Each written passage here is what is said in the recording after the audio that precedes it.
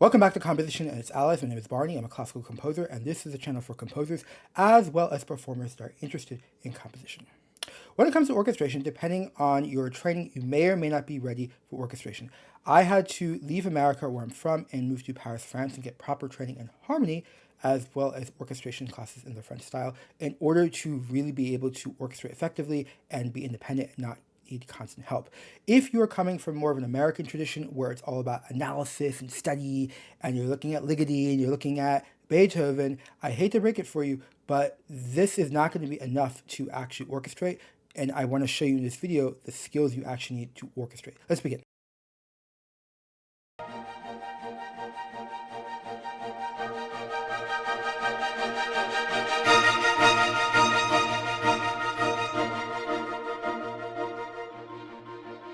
All right, so that was a passage from the climax of the E flat major section from the first movement of my symphony, Help Us on the Way for Orchestra. So when I'm orchestrating, especially a tutti passage, but just as soon as I go beyond the piano sketch and I want to go to the paper, one of the first things I have to think about is the bass, okay? Which octave is the bass in, and which instruments is the bass going to be in? So let's focus first on the woodwinds. We can see I placed the bass, the B flat, in a medium octave for the bassoons, okay, doubled in octaves. That's going to have ramifications for the orchestration, as we're going to see in a couple seconds. All right, you'll also need to decide the top note of the chord. And of course, this comes directly from harmony, getting the outer voices. So notice that I chose the E flat in the flute. So why did I choose the E flat? Well, there's a lot of different reasons, but first and foremost, prior to this passage, I had another climax that was less intense. So when I was orchestrating this, I needed this to be more intense, and one of the ways I achieved that was just the choice of registers, choosing a higher peak and then choosing a lower peak prior. So I choose that E flat in the flute. Now, one of the other things you're going to have to do as soon as you get that is you have to choose the lowest note of the upper. So we have the bottom, the true bass, and then amongst the upper woodwinds, I have to choose what's that lowest elevation. So as we can see here, I chose the B flat, that concert B flat in the clarinets. Now, once you've chosen that distance, that's going to determine whether you need to have each woodwind on a separate note, or they're going to be using unisons. So if we look here, we see concert B flat, E flat in the clarinets, and then in the oboes F, B flat. So far, each woodwind has its own separate kind of layer. But notice that the flute 2 is doubling the oboe 1, the B flat, at the unison, okay? And that will be necessary at times, and that's one of the things you're going to have to think about.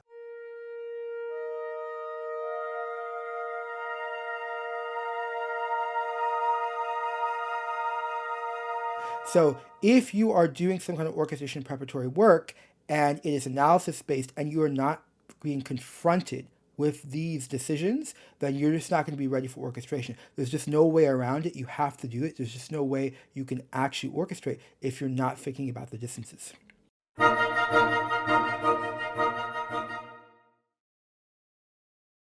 All right, now I'm going to orchestrate the strings. I just want to say, especially for a tutti passage, I think it's rare that you'll just orchestrate one section and then add another section. If anything, you would orchestrate maybe just the strings first if it's really dense.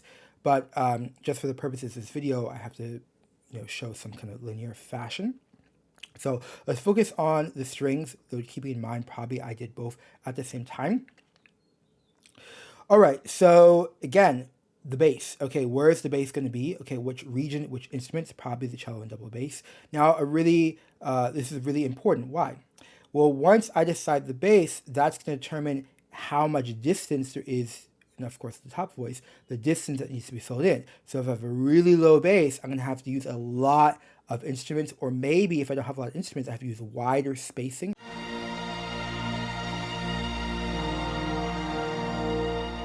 And all this comes from harmony, of course. So that is why you really got to listen, which octave. And when I'm orchestrating a new passage, I will spend extra time just on the bass. I may spend a couple of minutes just which octave is this really the best octave? From there, a lot of times, once you set it, you don't have to constantly redo it because you'll use good voice leading to move through the passage, which is why you got to spend extra time hearing those distances.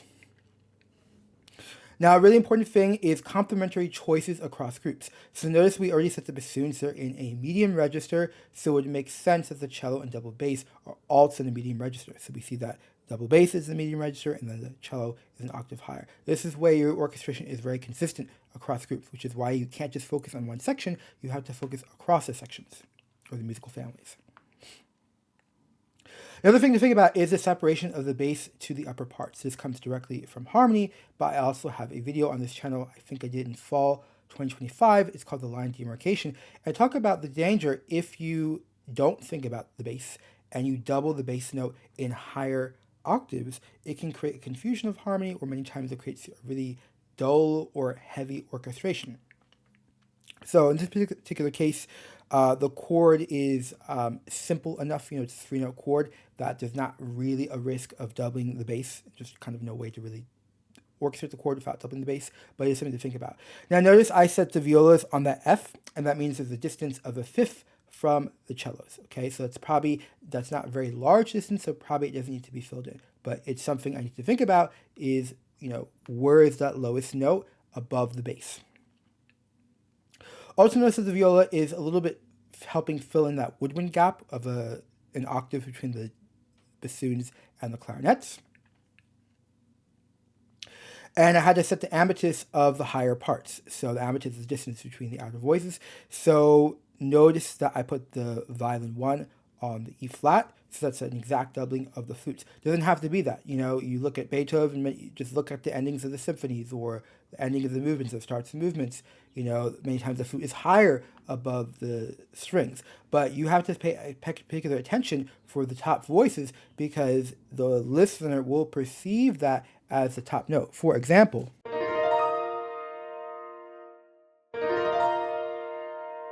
so what I just played was the same chord, but one where you have the E flat as the highest voice and another as B flat as the highest voice. They're completely different. Now, maybe on a piano it seems, they're pretty much the same. No, they're completely different, okay? And from a listener perspective, one may feel more complete, one will feel more suspenseful, and you have to spend extra time. Like, what is that highest note that I'm going to be hearing?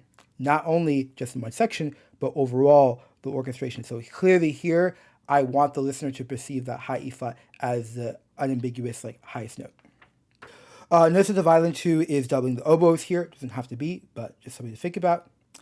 Also notice that the violas are starting at a lower elevation from the clarinet, so that clarinets, which are the bottom of the upper parts, their note is the B flat, versus the viola is the F. So as a consequence of this, notice that the E flat that's in that clarinet, the concert E flat that's in the clarinet 1, notice that it is not represented in the strings. So a skill you have to have when you're orchestrating is when I'm going to leave out certain notes, because depending on what elevation you're going to start at and what your highest note is, you may be able to fill in every single note of the chord. You may have to use unisons, or you may have to leave out certain notes and have those notes covered in other parts of the orchestra, or you may not even need to cover those parts. Like for a Debussy, for example, there's intentional gaps.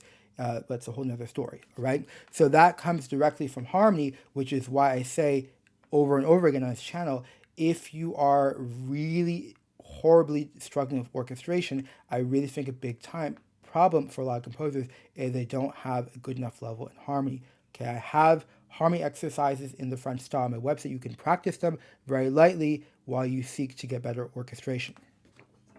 One other thing to mention is that the choice of intervals. So notice that I have a lot of stacked fourths, okay? E flat, B flat, F, all right? Clearly, I'm emphasizing the fourth quality in the orchestration. I consider this to be a more sophisticated version of orchestration, because a lot of times you won't be able to think about the intervals. It's very practical. It's just balance, right? Especially for a loud tutti passage, you got to put the trumpets below the woodwinds because you don't want them blowing over. So there's all kinds of practical things, but sometimes you are able to think at the higher level, and you want to think about what quality of this chord do I want to extract from the orchestration.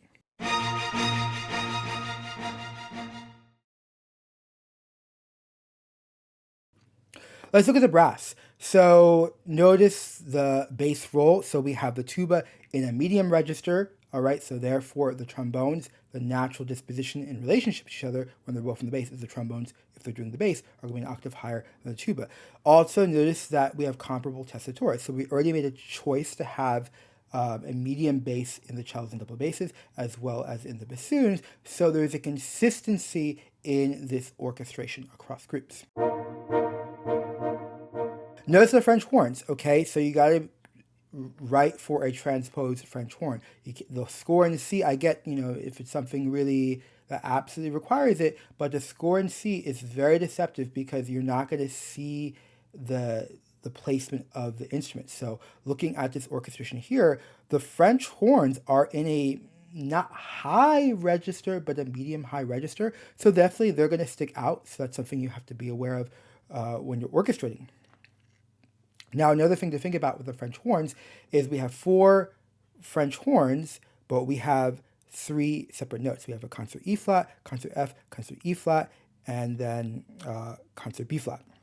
So many times, even though there's 4 different French horns, they're only using 3 notes because when you have a 4-note chord, oftentimes the bass is separated from the other, so you can't double the bass, and you're going to have to decide which note of the chord needs to get doubled as a unison for the French horns. If you want to investigate this more on your own, then just pull up any orchestral score and just look at the French horn writing and notice how the doublings occur. Also note the role of the French horns is to fill in gaps, okay, because where it sounds very natural, very easy to play, is an area that's très doux, is in French, kind of a light, tender section for a lot of instruments. So it's helping bridge the gaps from cellos to violas. It's also helping bridge the gaps from the bassoons to the clarinets. Finally, notice that the xylophone is present. It doesn't really add anything to the harmony, but it helps reinforce kind of the upper part of the chord. I hope that this video was able to give you some insight on some of the skills that you actually need to orchestrate. I hope that you go back to your orchestral work now and shut off YouTube. And if you'd like to hang out a little bit longer, you can watch some of the other orchestration videos I have on this channel. Thank you for watching. Have a great day.